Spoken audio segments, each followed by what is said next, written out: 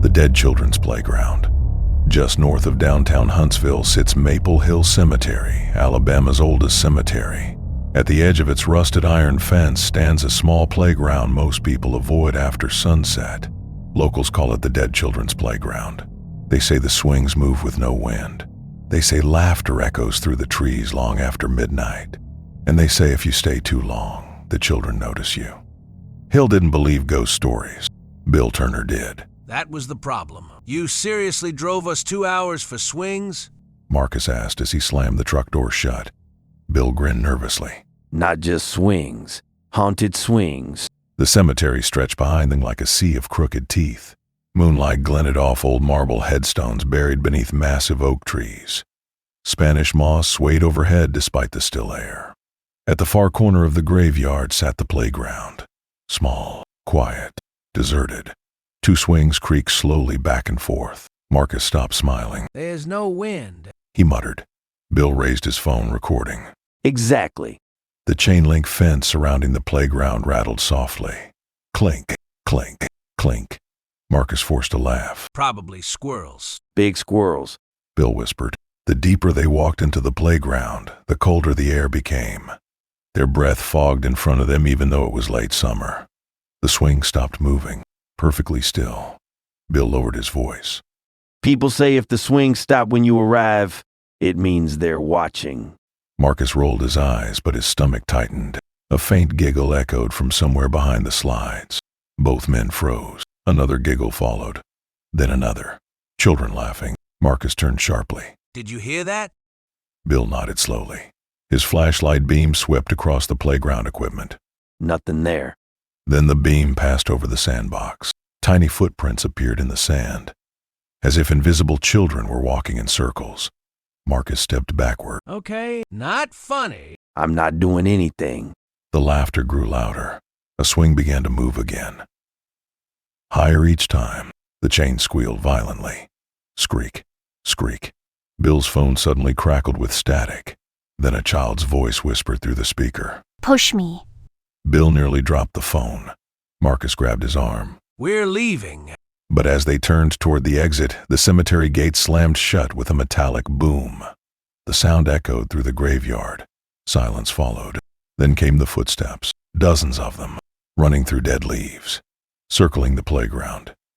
Marcus spun around wildly, flashlight shaking. Who's there? No answer. Only laughter. Children laughing from every direction. The slide creaked. One of the seesaws slowly tilted downward, as though someone invisible had just sat on it. Bill's face drained white. A little girl stood near the swings. Neither of them had seen her appear. She wore an old white dress stained dark around the collar. Her black hair hung over her face in wet strands. One small hand pointed toward the cemetery. You woke them up, she said softly. Marcus swallowed hard. Kid, where are your parents? The girl tilted her head unnaturally far. Bones cracked inside her neck. They're buried. The playground exploded with movement. All 6 swings began thrashing violently. The merry-go-round spun at impossible speed. Tiny handprints appeared on the metal bars. Dozens of them. Children's laughter became screaming. Bill grabbed Marcus. Run! They sprinted toward the gate. But the cemetery had changed. Rows of gravestones now stretched endlessly in every direction. No exit. No road. Only graves. And standing between them, pale figures emerging from behind headstones. Some missing eyes. Some with broken jaws hanging open. Some carrying old stuffed animals stained with dirt. They stared silently. Then all at once, they smiled. Bill screamed first. Small hands burst from the darkness, grabbing his legs. He crashed to the ground. Marcus turned just in time to see dozens of ghostly children dragging Bill backward across the dead grass. Bill clawed at the earth, shrieking. Help me! Marcus lunged forward, grabbing his friend's hand. For 1 second, he almost pulled him free. Then Marcus looked into the children's faces. Empty eye sockets, rotting smiles. And behind them stood the little girl in white. She whispered, "You can stay too." The children yanked Bill into the darkness between the graves. His screams cut off instantly. Silence returned. Marcus ran. He didn't remember finding the gate. He didn't remember reaching the truck. But by sunrise, he was halfway back to Phoenix City, shaking so badly he could barely drive. Police searched Maple Hill Cemetery for 3 days.